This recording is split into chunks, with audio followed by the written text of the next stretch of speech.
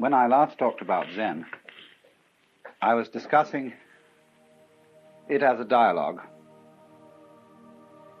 between master and student, and I was discussing it to a great extent in relation to Far Eastern culture, how it is in effect a method of liberation from the culture.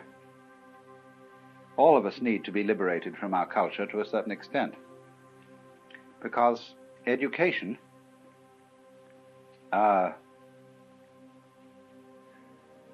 is a kind of necessary evil. And when the process of education or acculturation has been completed, we need a cure for it. Education is like salting meat in order to preserve it for eating. But when you're ready to cook it and eat it, you need to soak some of the salt out.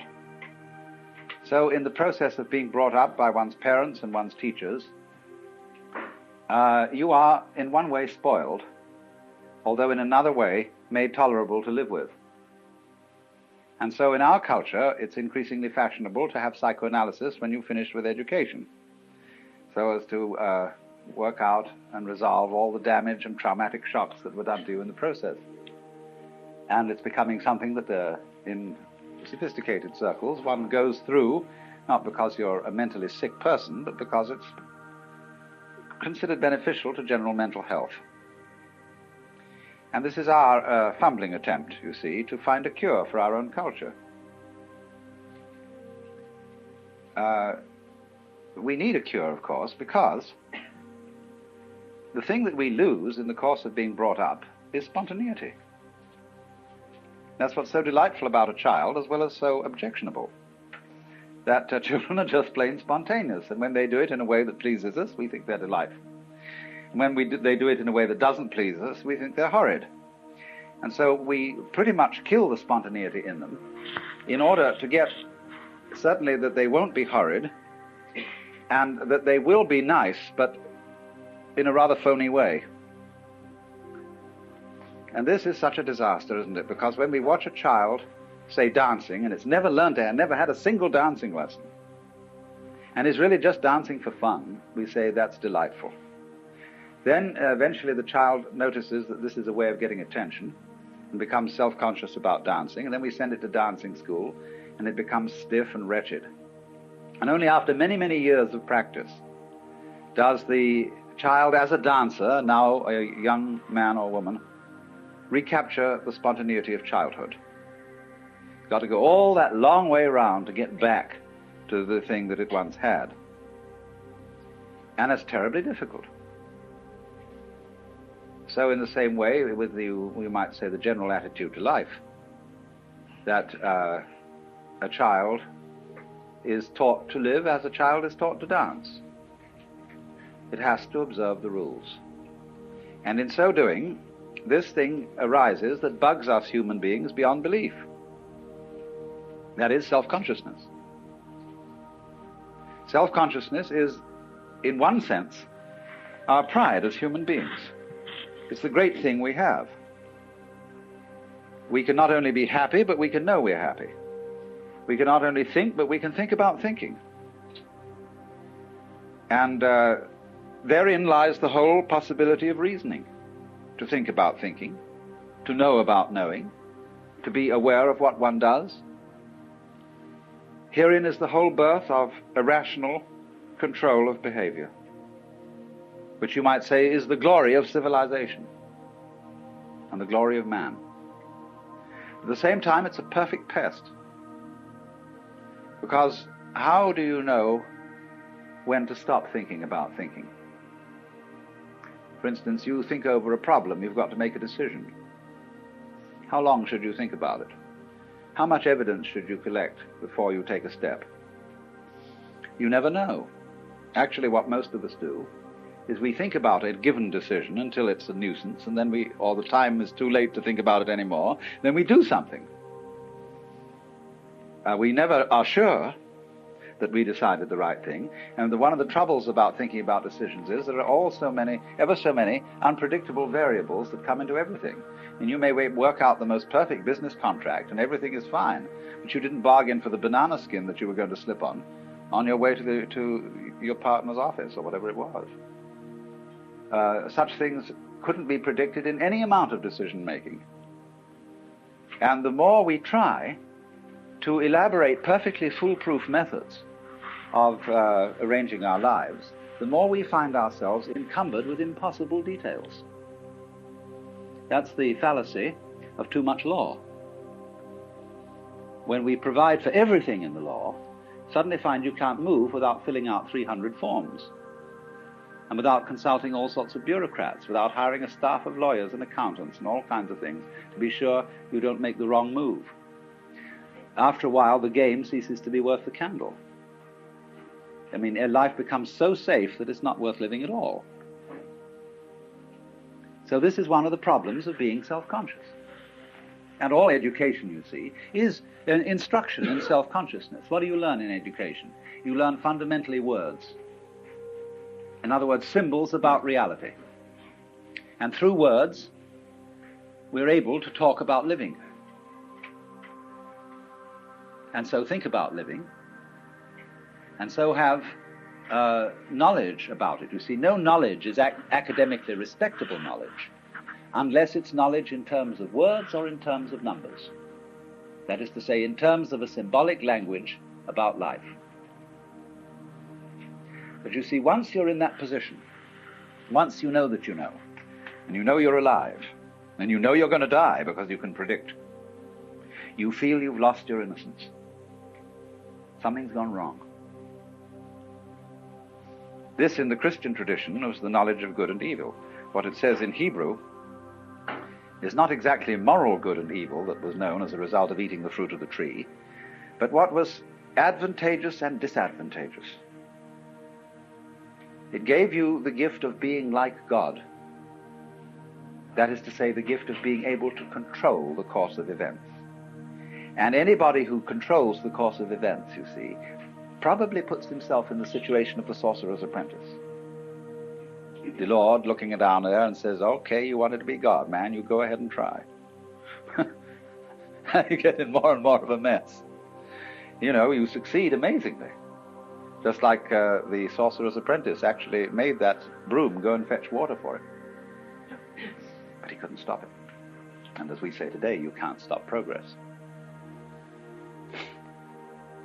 So then the whole problem of self-consciousness is that you're always in a dither and a doubt. We call this anxiety.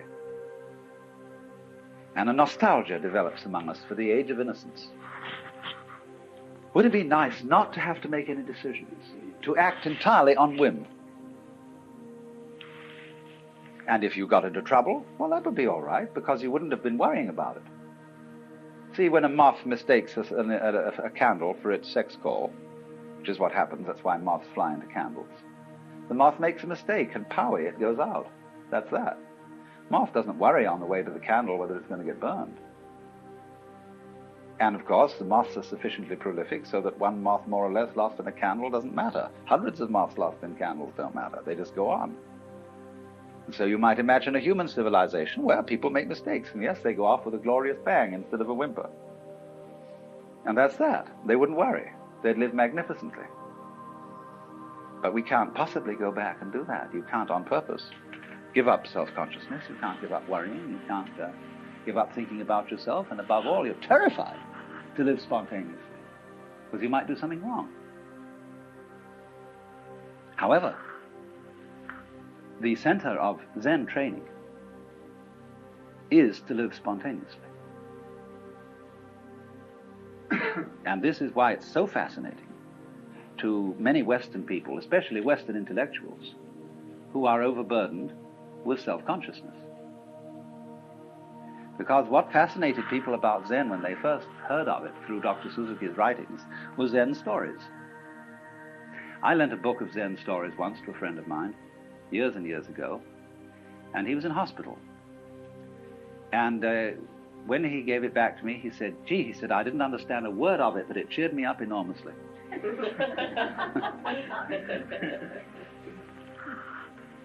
So Zen, the literature of Zen especially the literature of Zen in its early days, in the Tang Dynasty in China. We'll say a literature that runs from approximately 700 AD to 1000 AD. This span of years is the golden age of Zen. And almost all the literature of the period in early Buddhist Chinese is anecdotes about the encounters of Zen masters with their students. They are called in Japanese mondo, which means question-answer. And it appears that the way of studying Zen in those days was rather unlike the way of studying it now.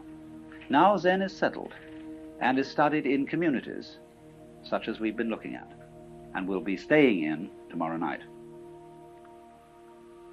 But in those days, Zen was a wandering thing. In other words, if you became a Zen monk, you did a great deal of traveling. And instead of sitting on your fanny most of the day, you trudged. You were walking along through prairies, mountain paths, rugged country. You were visiting master after master after master to find one who would answer your question. Now, in a very natural way, supposing a person is questing, you are a seeker.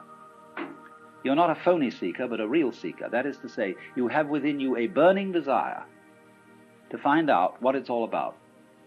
Who you are, what life is, what reality is, or what's the way out of the mess.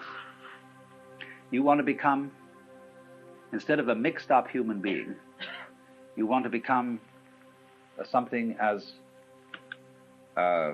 simple and genuine as a tiger or a cat or a bird or a Buddha.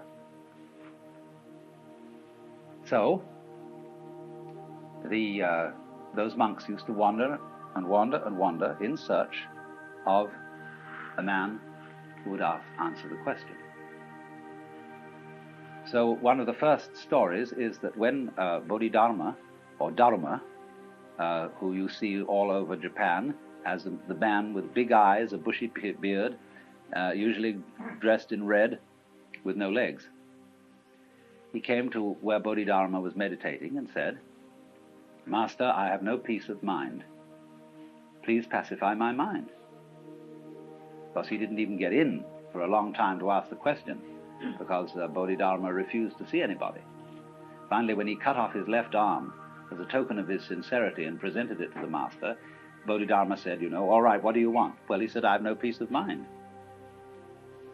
The mind in Chinese is Shin, and it isn't quite what we mean by mind. They locate it here, Japanese kokoro.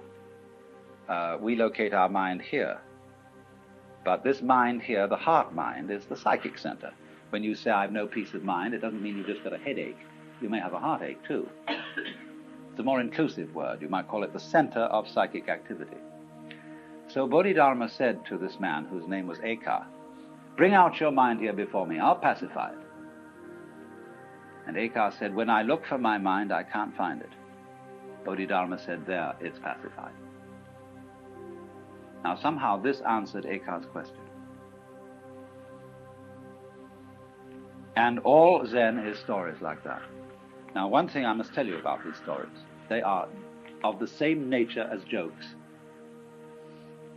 And that is to say, a joke is told with the object of making you laugh. Laughter is not an intellectual thing, it is an emotional reaction. And the point is the emotional reaction. If therefore a joke is explained to you, you may laugh out of politeness, a throaty laugh, but you will not laugh spontaneously, a belly laugh. Now the object of Zen stories is not to produce laughter, but to produce awakening, clarification, enlightenment, or what is called in Japanese, satori. Satori is like laughter, something that happens suddenly. You don't, as a rule, slowly begin to laugh and then laugh louder and louder, because you see a joke instantly. A joke is always a matter of an aha. So in the same way, these stories are intended to produce an aha reaction in you of, "Oh, but I see, now it's clear." And really, they don't contain any information. their design is not to tell you something, that is to say, to impart information or knowledge. Their design is to get rid of something, to get rid of a false problem with which you are wrestling, so that the problem will disappear as a result of understanding the story. And you'll see from the story that I told you that what happened was the disappearance of a problem. Because Eka, when he looked for his mind that was giving him so much trouble, couldn't find it. Now then, these stories go on in the most amazing ways. And I might retail a few, although some of them may be familiar to you. I'll try and choose ones that are probably less familiar.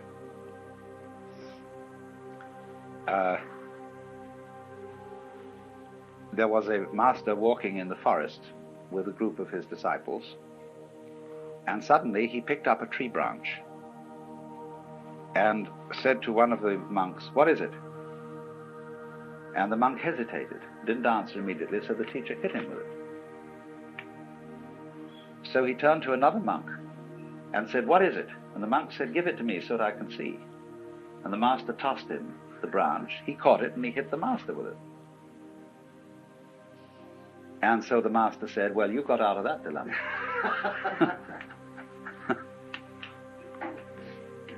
There was another occasion when an officer of the army came to a Zen master and said, "Sir, I've heard a very strange story and I want to know your answer to it. Once upon a time there was a man who kept a goose in a bottle, and it grew so large that he couldn't get it out. Now he didn't want to break the bottle and he didn't want to hurt the goose, so how does he get it out?" And the master changed the subject and said something like, "It's a nice day today, isn't it? And the waterfall making a lovely sound outside." And so they went on in pleasant conversation.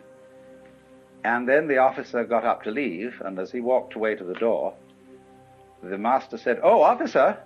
And he turned around and said, "Yes?" And the master said, "There, it's out." Another time, there was a famous master called Suibi, and he was asked, "What is the secret teaching of Buddhism?" And he was asked this in the lecture hall, where other monks were studying. And he said, "Wait till there's no one around and I'll tell you." So later in the day, the monk accosted him and said, "There's nobody around now. What is the secret teaching of Buddhism?" So he went into the garden with this monk and he pointed at the bamboos. And the monk said, "I don't understand." He said, "What a tall one that is. What a short one that is." And this awakened the monk. Then there was another monk whose name was Gute. And whenever people came to ask him questions about Buddhism, he'd hold up a finger. That was the only answer he'd give. Well, he had an attendant. And one day, somebody came to the temple to inquire about the teaching being given there. And the master was apparently out, and his attendant was there. So the investigator said, "What is your teaching here?" And the attendant held up a finger. Went away, but actually the master had been there. He was peeking from behind a screen. And so he came out to this boy and said, "What's the fundamental teaching of Buddhism?" And the boy held up a finger. Instantly the master drew a knife and cut it off. And the boy was very dismayed and rushed away yelling. So the master said, "Hey, come back." And he came back. He said, "What's the fundamental principle of Buddhism?" And he went to hold up the finger and it wasn't there. And he was enlightened.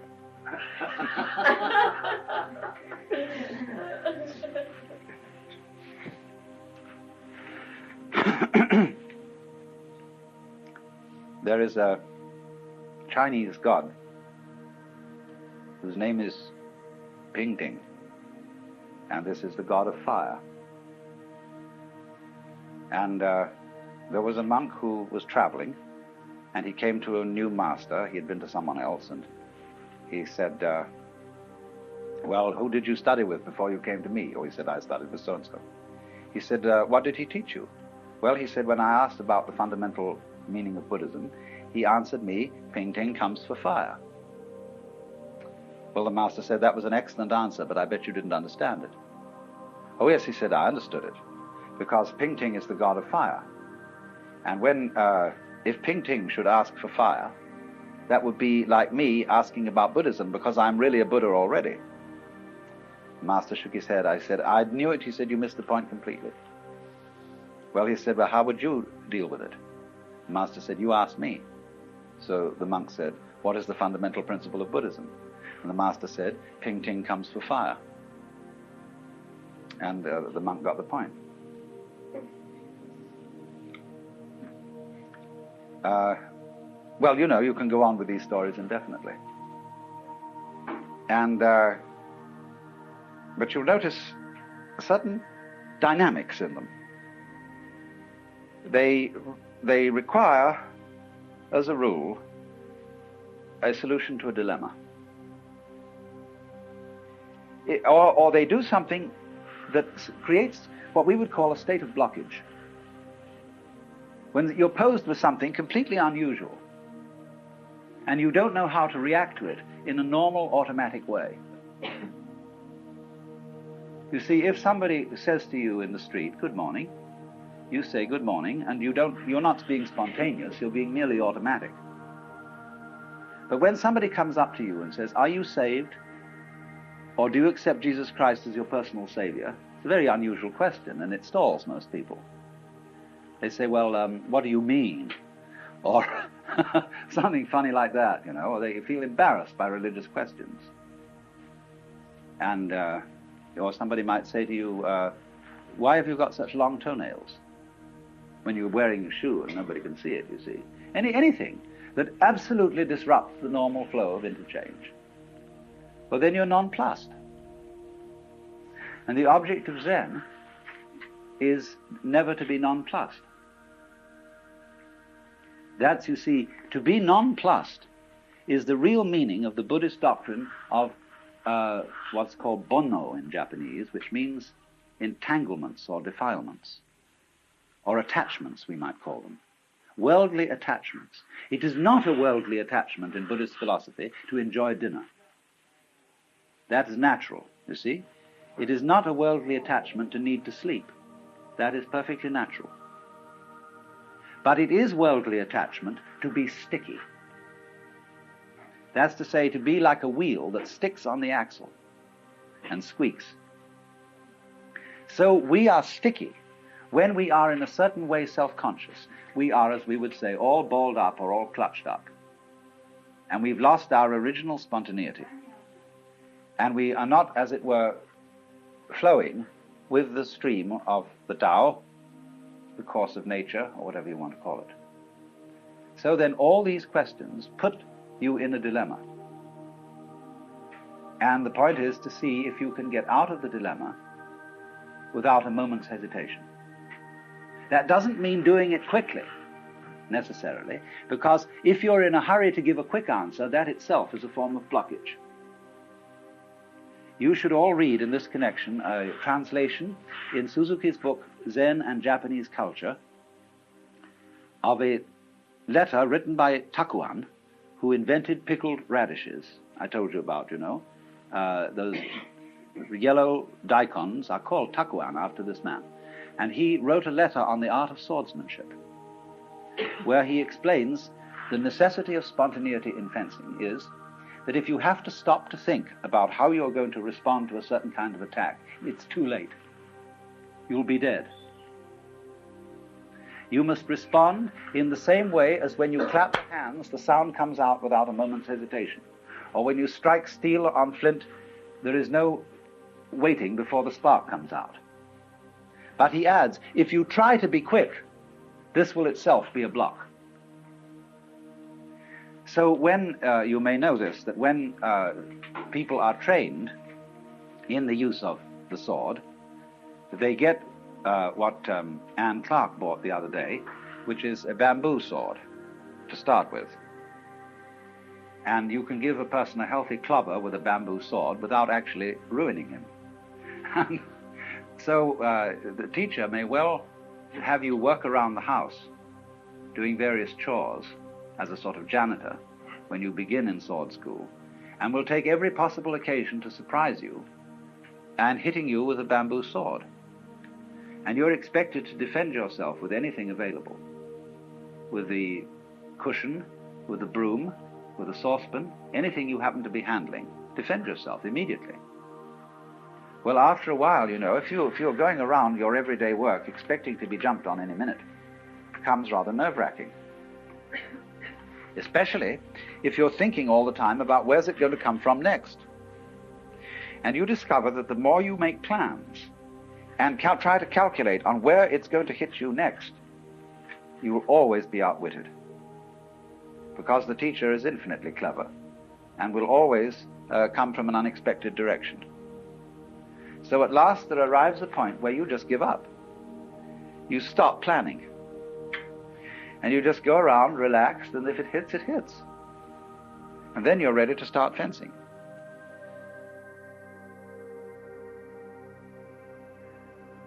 Another story told about this is the story of the woodcutter and the animal, whose name was Satori.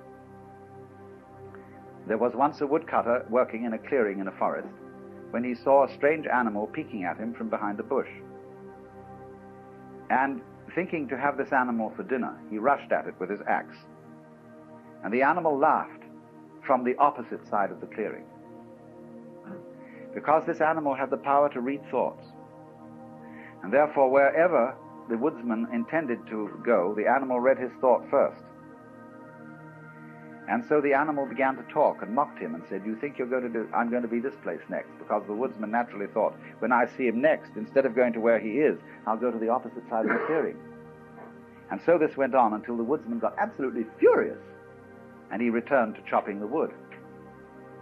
And the animal laughed and said, "So you've given up." And just at that moment, as he whanged the axe against the tree, the head flew off and struck the animal dead.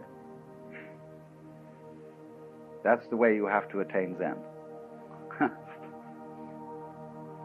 So you see what happened here. The boy who studies swordsmanship is put in this impossible situation where he can't do anything right. Everything he does is wrong. And therefore, after finding this out, that nothing will do because it's all self-conscious, he gives up.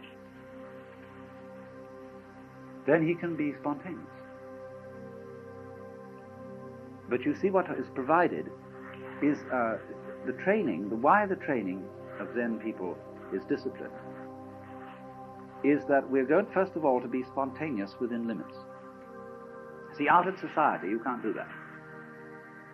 Because people will be just bugged by you if you say exactly what you feel and always act the truth. You won't be liked. And you may indeed do very dangerous things. But the Sodo, or the Zen training school, is set up so that it's a walled-in situation where one is allowed to be spontaneous within certain limits. And the crucial moment is what is called the Sanzen interview, which is a restricted interview. It's very formal. But in the climax of that interview, no holds are barred. It is a personal interchange where fundamental honesty is the crux of the whole thing. Now, you see, as I explained last time, that is a very buggy situation. Because the more you wonder whether you're going to be fundamentally honest, the more you get cold feet. Listen, supposing you were allowed an interview with God, and allowed to ask one question, what would you ask? And really think it over, If you go into this and think, what would I ask? It's got to be really important. It's got to be the fundamental question for you. What is it that you basically want to know? And you start thinking about that and thinking about that. And the more you think about it, the more you don't know what you would ask. You think, well, that's a silly question, isn't it? I know what he would say to that. You think about another one and think, that's a curious, interesting question. I don't suppose anybody knows the answer to it. But after all, it's only just idle curiosity. I don't think I'll ask that one. Then you think of another question and think about that for a while, and then you realize it's a question that doesn't mean anything. That would be a waste of breath and of a great opportunity. And you go through it and through it and through it until you think about all the questions you might ask. It's the same, very much so, if you visit a great master. You might get an interview with a Zen master while you're here, and with the advantage of an interpreter present. What are you going to ask him? Well, there's just one chance. What do you want to know? I remember a friend of mine who went to Yamazaki Roshi, who used to be at Shokoguchi. He said when he got in there, he said, I feel so silly. He said, I haven't got any questions to ask you. I just feel like laughing. And Yamazaki said, good, let's laugh. He broke into a great bellow. And, there it is. So it's a protected, this is what I want to emphasize about this, because there are ever so many facets of Zen that are so easily misunderstood just through reading about it. There's one school of people that will emphasize the spontaneity of it and think, gee, this Zen is real groovy stuff, and, it means you just do anything you like. It's true, you see, that certain of the great Zen masters have said Zen is, Rinzai made this point very strongly. He said, in Zen there is no place for discipline or for Buddhism or for making efforts. You just eat when you're hungry, sleep when you're tired, move your bowels when nature calls. Fools will laugh at me, but the wise will understand. See, you read that. Next thing you know, somebody comes here to Japan to study Zen, and suddenly they write back letters about hours and hours of sitting in one position and being banged about with warning sticks and having to get up at the ghastly 4 a.m. and wash in cold water and having a very spare diet and having to do things, behave and move just exactly so, and all that side of it is emphasized. Well, people think, what's going on?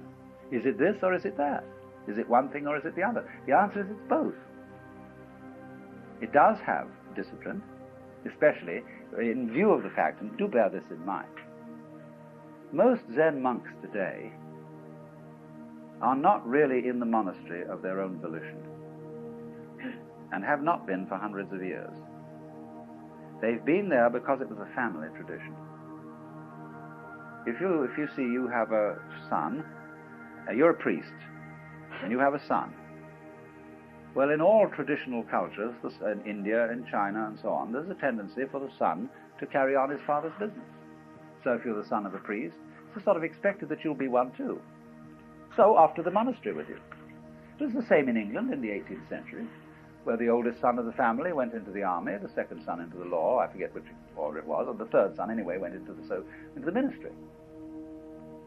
Well, that means a whole lot of people who are in theological school haven't got the slightest interest in religion. Not real interest. And so they have to be taught to think. So St. Ignatius, for example, made out methods of meditation. A, B, C, D, proximate consideration, remote consideration, the meditation itself, the resolution at the end, and so on. This is simply designs to teach people how to think who had never thought and weren't interested in thinking. So in much the same way, these things have occurred in the Far East. And a great deal of it is therefore designed to discipline people who have no real motivation for the discipline in question, the study in question. So now, one of the great features of Zen training is to develop within yourself what is called a great doubt. And the koan system is used to develop a great doubt. Here you are, you're asked to hear the sound of one hand. And, if you're an American and you've come over to Japan to study Zen, you've gone to a lot of trouble. You obviously have some sincere motivation. And you just can't get the answer to that one hand thing. And it becomes more and more a matter of life and death because it seems terribly important to find this out. So you have a great doubt. That is to say, you have an urgent spirit of inquiry. and you can't get it, and you can't get it, and you can't get it. The teacher keeps saying, now, come on, let's go. Let's be ready to give your life for this thing. But you see, if you go into a Zen monastery, and you don't have that spirit of inquiry that led you across the ocean at a great deal of expense, you're just someone who was brought up, one of the boys in the neighborhood, and you went into the monastery. Although the teacher says the trouble with you is you don't have a great doubt. Of course he doesn't have a great doubt. He's not interested. So he learns to cultivate a great doubt. See, it's like trying to, if I may put it in Western or Christian terminology, you don't love God.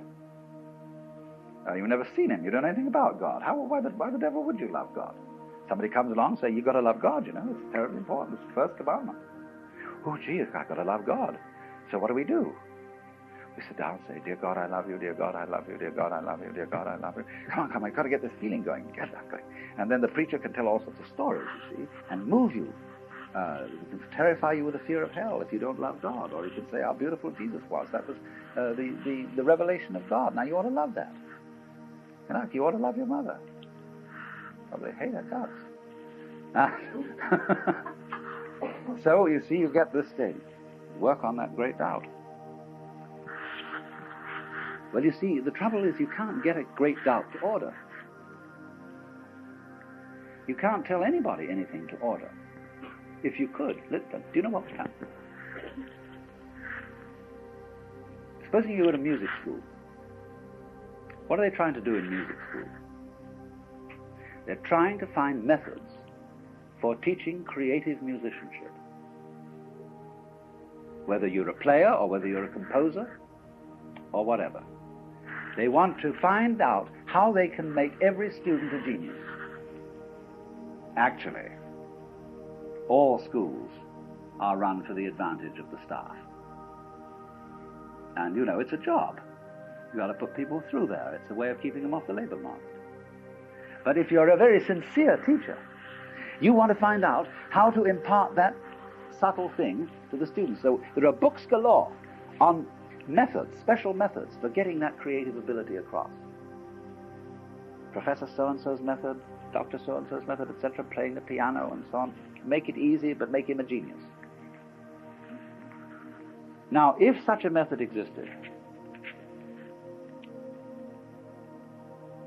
do you know what would happen? These geniuses would all be boring, because we would know how they do it. And the whole fascination of an art and of a great performance is you don't know how it's done. There must be something about it that is fundamentally astonishing. You could say, again, putting it into Western terms, if God could explain how he created the universe, he wouldn't be God. And you know how in the book of Genesis, it's told so straightforwardly that when the Lord first of all creates the things, and then looks at them afterwards and sees that they're good. And you know, I love the passage where suddenly he creates great whales. You know, suddenly great whales, whoops, like that. And he looks at these things and says, my, that's great, do it again. And so in this way, there's a Zen poem which says, you may want to ask where the flowers come from, but even the god of spring doesn't know. And another says, planting flowers to which the butterflies come, Bodhidharma says, I don't know. So there is this curious thing in all what I would call vital knowledge, living knowledge, that it's always a mystery to itself. Life is a mystery to itself. For the same reason, you see, there's a Zen poem which says, it is like a sword that cuts but does not cut itself, like an eye that sees but does not see itself. So in this way, what there is fundamentally, basic reality, knows itself and doesn't know itself. If it did know itself thoroughly, it would stop.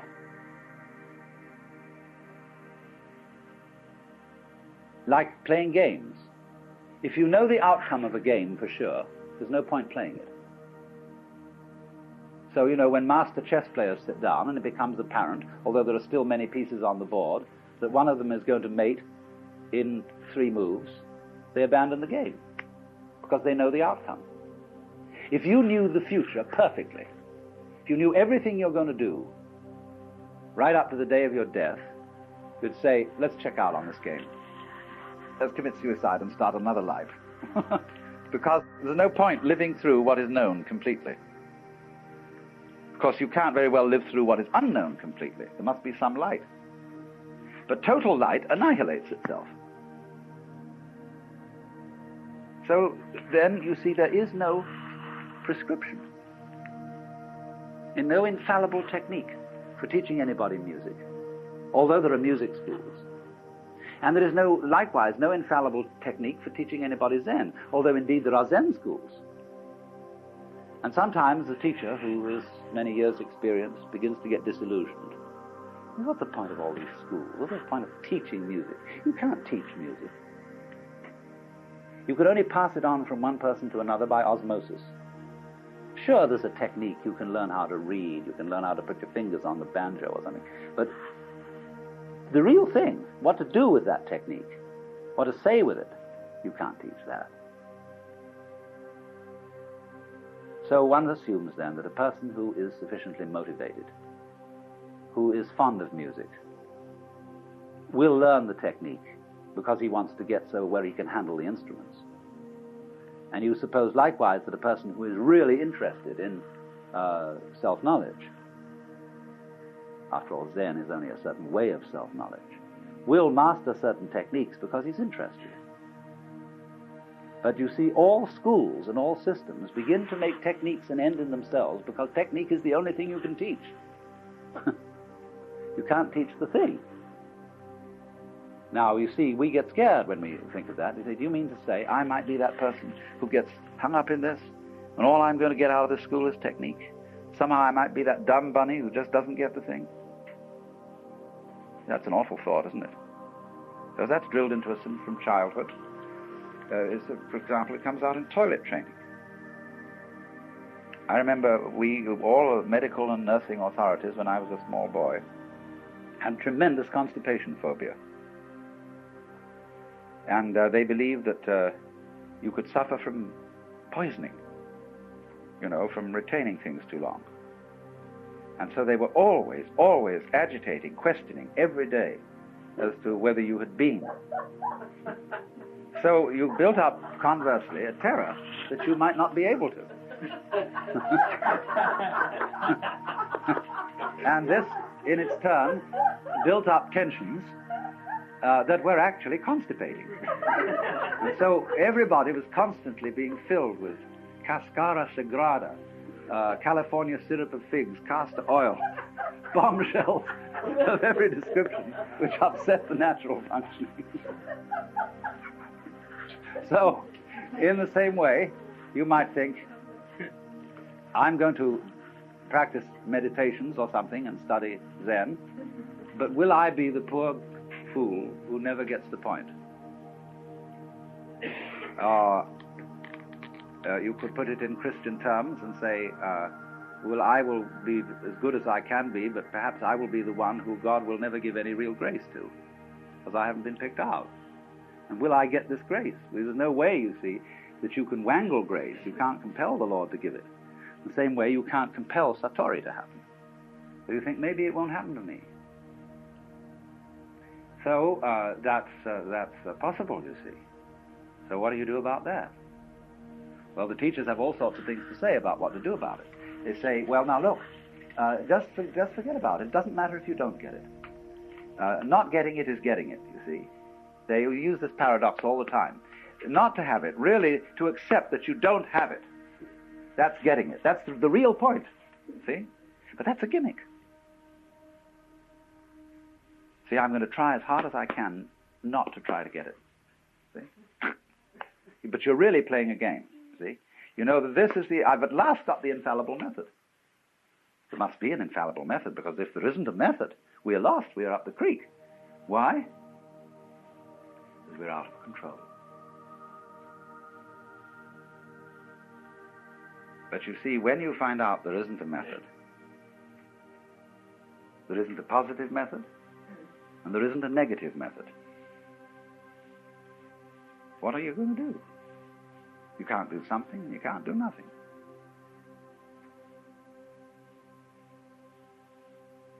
You can't let go of the thing because, after all, you got curious about it.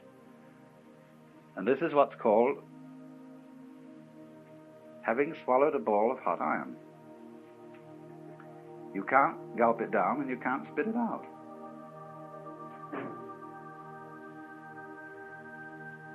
And then there's a trap to get you into that state. You be very careful how you get mixed up with the thing. Because, you may end up in a padded cell blathering.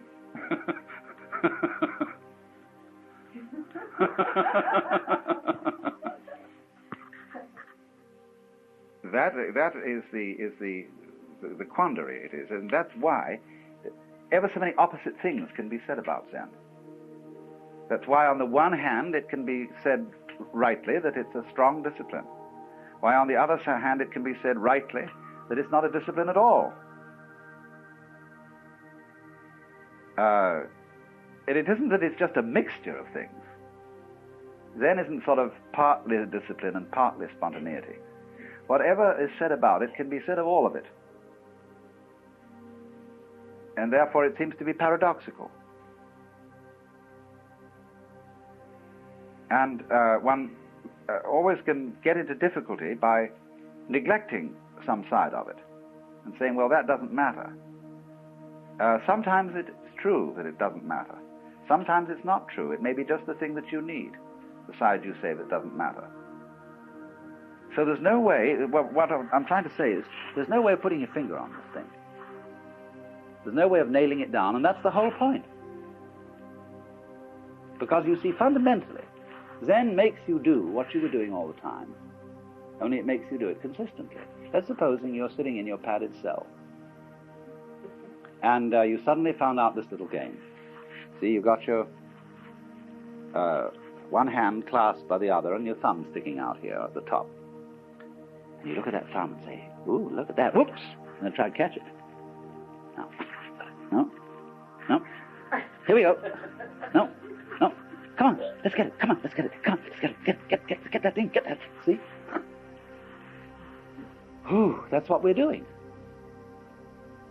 See, here's me, and here's knowing about me. No, I want to and control myself, you see. I want to get hold of that thing that's me. Because when I get hold of it, I can control it. Then I'm going to be all right. Got to get hold of it.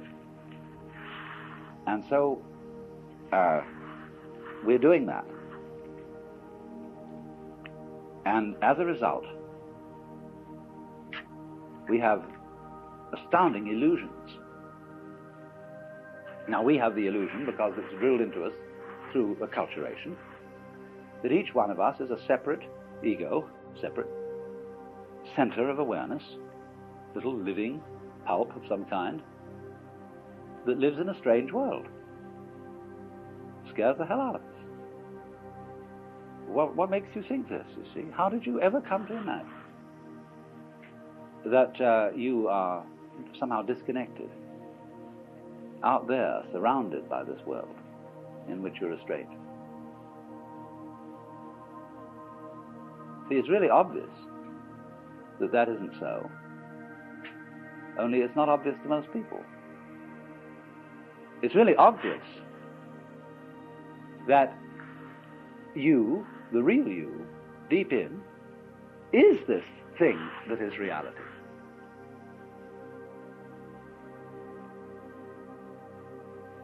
And that you're having a profoundly interesting game, pretending you're not.